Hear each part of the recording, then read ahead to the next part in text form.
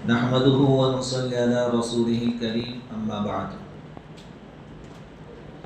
قال الله تبارك وتعالى في القرآن المجيد: أعوذ بالله من الشيطان الرجيم بسم الله الرحمن الرحيم. يا أيها الذين آمنوا كتب عليكم الصيام كما كتب على الذين من قبلكم لعلكم تتقون أياما معدودات. صدق الله العظيم. بزرگوں اور پیارے بھائیوں، اللہ تعالیٰ کا بڑا کرم اور احسان ہے کہ ہم سب کو ایمان کی دولت سے نوازا ہے۔ اللہ تعالیٰ مرتے دم تک ہمارے ایمان، عقائد اور اعمال کی حفاظت فرمائے۔ ایمان والی بہترین زندگی اور وقت آنے پر ایمان والی قابل رشک موت نصیب فرمائے۔ مزید کرم اللہ تعالیٰ کا یہ ہے کہ ہمیں رمضان کا بابرکت مہینہ عطا فرمایا۔ ہماری بستی میں کچھ ساتھی ایسے ہیں جو رمضان سے 1-2 دن پہلے دنیا سے روانہ ہو گئے، اور ہم اللہ کے فضل سے رمضان میں داخل ہو گئے، اور دیکھتے ہی دیکھتے 1 ہفتہ گزر گیا رمضان کا۔ یہ 9واں روزہ ہے، اور جس سے بھی آپ بات کریں یہی کہہ رہا ہے کہ بہت فاسٹ ٹائم چل رہا ہے، بہت فاسٹ دن گزر رہے ہیں، جس سے بھی پوچھیں آپ۔ تو جیسے مہینے، سال اور ہفتے اور دن گزرتے ہیں، یہ دنیا بھی ایک دن ختم ہو جائے گی۔ اور اسی بات کو اللہ تعالیٰ نے پہلے سے قرآن پاک میں بیان فرما دیا ہے: اقترب للناس حسابهم وهم فی غفلۃ معرضون، کہ لوگوں کے حساب کتاب کا وقت بالکل قریب آ چکا ہے۔ قریب کب سے کہہ دیا اللہ تعالیٰ نے، اور لوگوں کا حال یہ ہے کہ وہ غفلت میں پڑے ہیں، معرضون، آخرت کی تیاری سے اعراض کر رہے ہیں، دھیان نہیں دیتے ادھر۔ اللہ تعالیٰ نے کب سے کہا قیامت قریب آ گئی۔ اب یہ آیتیں تو حضور پر آج سے 1450 سال پہلے نازل ہوئی، تو یہ ارشاد حضور کے پاس آنے کے بعد بھی 1450 سال اور گزر گئے، تو اب تو کتنی قریب ہوگی۔ حضور نے ایک مرتبہ یوں اشارہ کیا اور فرمایا کہ میں اور قیامت اس طریقے سے ہیں، اب دونوں انگلیاں ساتھ میں ہیں، یعنی حضور آئے سمجھو قیامت آئی، کیونکہ اب کوئی نئے نبی آنے والے نہیں ہے دنیا میں۔ تھوڑا سا فرق ہوتا ہے، یہ انگلی تھوڑی بڑی ہے، محدثین اور علماء کرام نے اس کی کچھ تشریحات کی ہیں کہ بھائی یہ انگلی تھوڑی بڑی ہے تو یہ اتنا زمانہ باقی ہے، اب اس میں سے آپ 1450 سال نکال لیں تو کتنا بچا پھر۔ صحابہ کرام رضوان اللہ تعالی علیہ مجمعین کی عادت یہ تھی کہ 2-2 3-3 کی جماعتیں انہوں نے بنا لی تھی، اور انہوں نے یہ طے کیا تھا کہ بھائی ہم دن میں کھیت میں کام کرتے ہیں یا کوئی اور مزدوری کرتے ہیں، آپ یعنی اپنے ساتھی سے کہہ رہے ہیں کہ آپ حضور کی مجلس میں اس وقت موجود رہیں، حضور پر جو کچھ قرآن نازل ہو، حضور جو کچھ باتیں بتائیں، چونکہ ہم تو حاضر نہیں ہوں گے، آپ ہم کو بتا دیں، اور رات میں ہم حاضر رہیں گے، آپ اپنے گھر پر رہیں گے، اس وقت حضور جو بتائیں گے ہم آپ کو بتا دیں گے۔ یہ ان کا شوق تھا حضور سے دینی باتیں سننے کا۔ تو ایک صحابی رضی اللہ تعالیٰ عنہ اپنے مکان کا کام کروا رہے تھے، دیواریں بنوا رہے تھے۔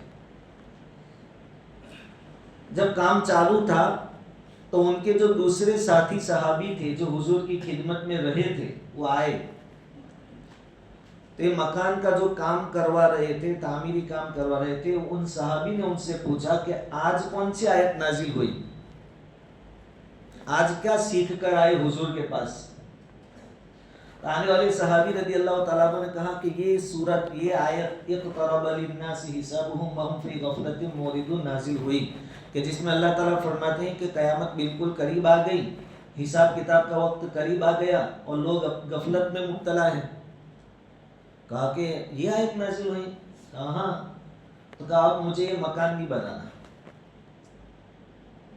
اب دیوار کا کام کرنا، کیونکہ اللہ تعالیٰ کہ اتنی قریب آ گئی، اور پھر میں مکان بناؤں تو اور وقت میرا اس میں چلا جائے گا، پھر اس میں رہنے کے خوف، اب ہم کو کل کا پتہ نہیں ہے، رمضان اتنی تیزی سے گزر رہا ہے، تو ابھی ہم عید کی تیاری میں لگیں گے، عید کی خریدی کے پیچھے لگیں گے۔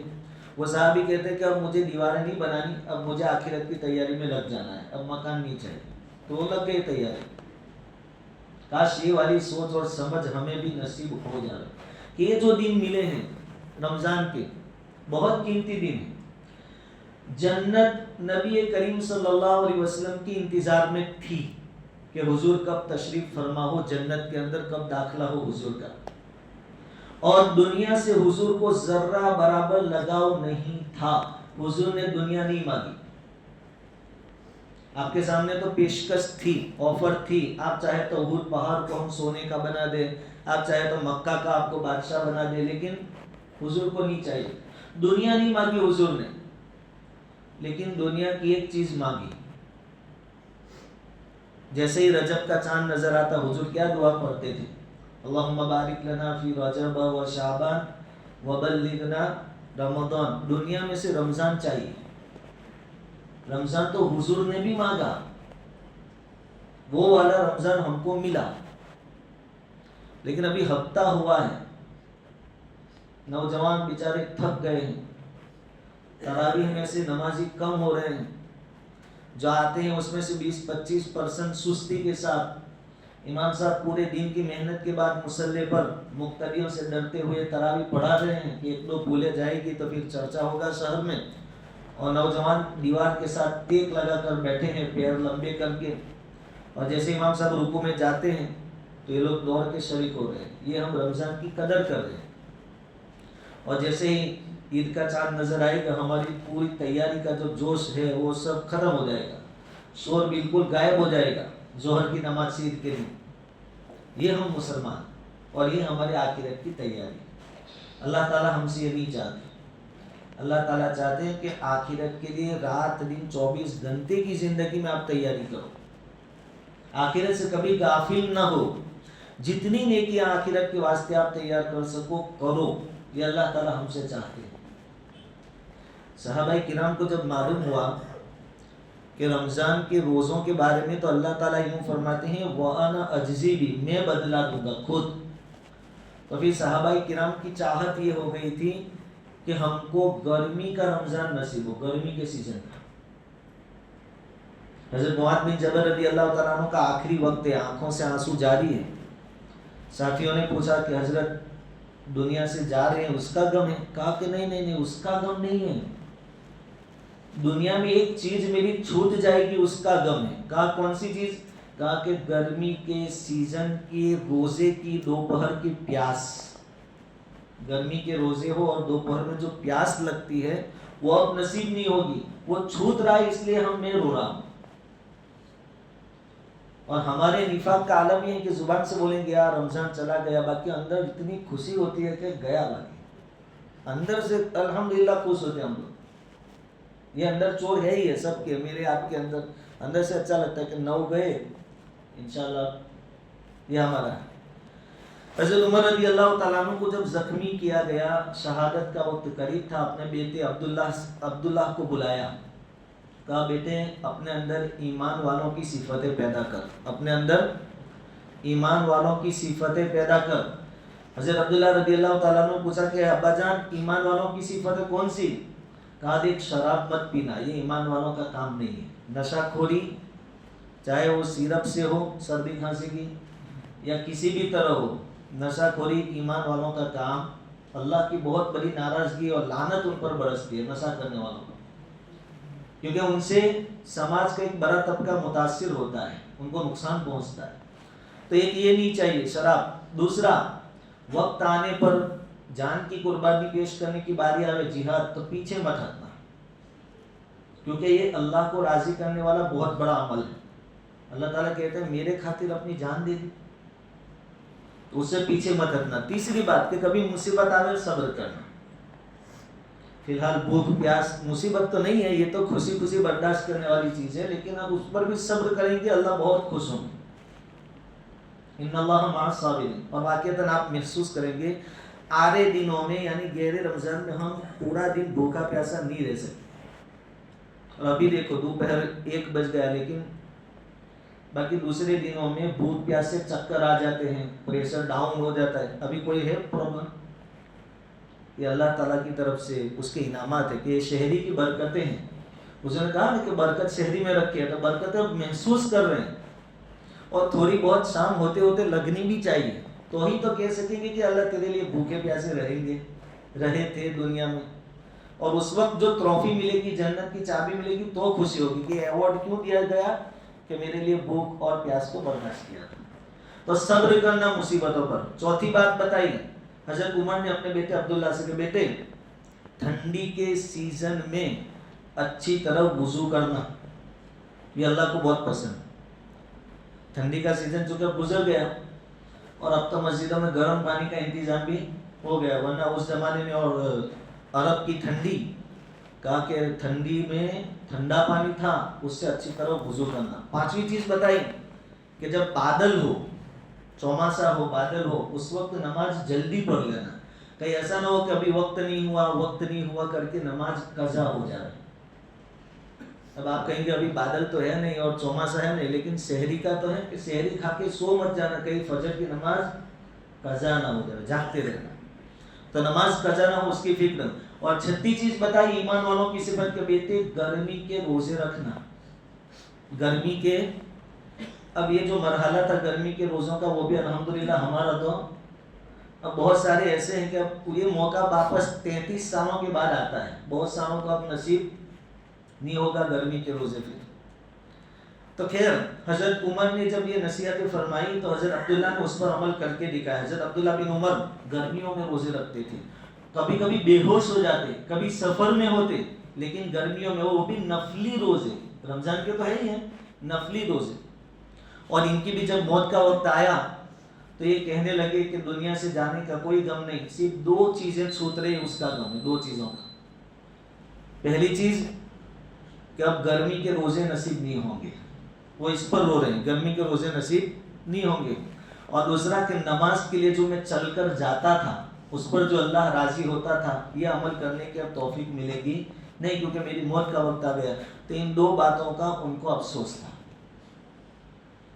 تو ہمارے پاس ابھی جوانی ہے، صحت ہے، تندرستی ہے، وقت ہے، ٹھنڈی ٹھنڈی مسجدیں ہیں اور اتنی فیسلٹی ہے، ٹھنڈے پانی کی بجائے گرم پانی کا انتظام ہے، سب سہولتیں ہیں. ہمیں بس تھوڑا وقت فارغ کر کے تھوڑا اپنے نفس پر قدم رکھنا ہے اور رمضان کی برکتوں کو لوٹنا ہے، حاصل کرنا ہے. اور اصل مقصد بھوکے پیاسے رکھنے سے کیا ہے؟ لعلکم تتقون، متقی اور پرہیزگار بنو. ہمارے اندر کیا آوے؟ تقوی آوے، یہ اصل مقصد ہے. تو اپنا جائزہ لے، حساب کرے کہ میں پہلے کیسا تھا، رمضان سے پہلے بے دھڑک گالیاں بولتا تھا، اب بند ہوئی کہ نہیں ہوئی. اور رمضان کے بعد بھی چیک کرے کہ گالیاں میری بند ہوئی کہ نہیں ہوئی. پھر رمضان سے پہلے لکھی دادا گیری کی عادت تھی، بیوی پر، بچوں پر، پڑوسیوں پر، اب رمضان میں کم ہوئی کہ نہیں ہوئی، اور رمضان کے بعد کم ہوئی کہ نہیں. اگر ہو رہی ہے، فرق پڑا ہے، تو روزوں نے اثر کیا ہے، روزوں نے اثر. اور اگر پہلے اور اب کوئی فرق نہیں تو روزوں کا کوئی اثر ہوا، فکر کی بات. اور اب جو دن بچے ہیں 2 عصرے اور پہلے عصرے کے 2 دن، یہ دعاؤں کا وقت ہے. دعا، خاص کر کے دعا جو مانگنا ہے ان دنوں میں اللہ سے مانگ لو. حضور نے فرمایا، اور حضور کا فرمان جھوٹ نہیں ہوتا، کہ رمضان میں دعائیں قبول ہوتی ہیں. دعا کی جب بات آتی ہے تو آدمی کو یاد آتا ہے کہ کام دھندا چھوڑ کر مسجد جانا پڑے گا، پھر پیشاب پانی کریں گے، وضو کریں گے، 2 رکعت نماز پڑھیں گے تو میرا آدھا گھنٹہ چلا جائے گا. یہ تو بہت اچھی شکل ہے کہ آپ مسجد آؤ، کام کاج چھوڑ کر وضو کرو، دعا کرو، 2 رکعت پڑھو. لیکن آپ چلتے پھرتے بھی اللہ تعالیٰ سے دعا کر سکتے. چلتے پھرتے آپ بازار میں ہو، گاڑی پر ہو، گلی میں چل رہے ہو، آپ اللہ سے دعا کرو. اور ہر مسئلہ دعا سے حل ہو سکتا ہے. ایک آدمی کی عمر 40-45 سال کی تھی، سر اور داڑھی کے بال سفید ہو گئے تھے، جیسے آج کل چکن کھانے سے نوجوانوں کے بھی ہو جاتے ہیں، ہم بھی اسی لائن میں ہیں. تو بال سفید ہو گئے اور تھا ابھی جوان. 40 سال کا آدمی تو جوان ہوتا ہے. اس کی بیوی کا انتقال ہو گیا. اب اس عمر میں بیوی کا انتقال ہو تو دوسری عورت ملنا بہت مشکل، کیونکہ لگتے بوڑھے میاں ہے اندر سے جوان، دوسری عورت ملنا مشکل. یہ اللہ سے دعا کر رہا تھا کافی لمبے زمانے تک دعا کی. پھر ایک مرتبہ بہت ٹائم ہو گیا تو اس نے دعا میں یوں کہہ دیا کہ اللہ اکیلا تو ہی اچھا لگتا ہے, اکیلا تو لا الہ الا اللہ, اکیلا تجھ اچھا لگتا ہے, ہم وعدے اچھے لگتے ہیں, میری شادی کرا دی. اس کا یہ جملہ اللہ کو بہت پسند آ گیا اور اس کی شادی کا اللہ تعالیٰ نے انتظام. تو جتنی ضرورتیں ہیں اس مہینے میں مانگو. اللہ رب العزت باقی بچے دنوں کی قدردانی کرنے کی توفیق عطا فرمائے.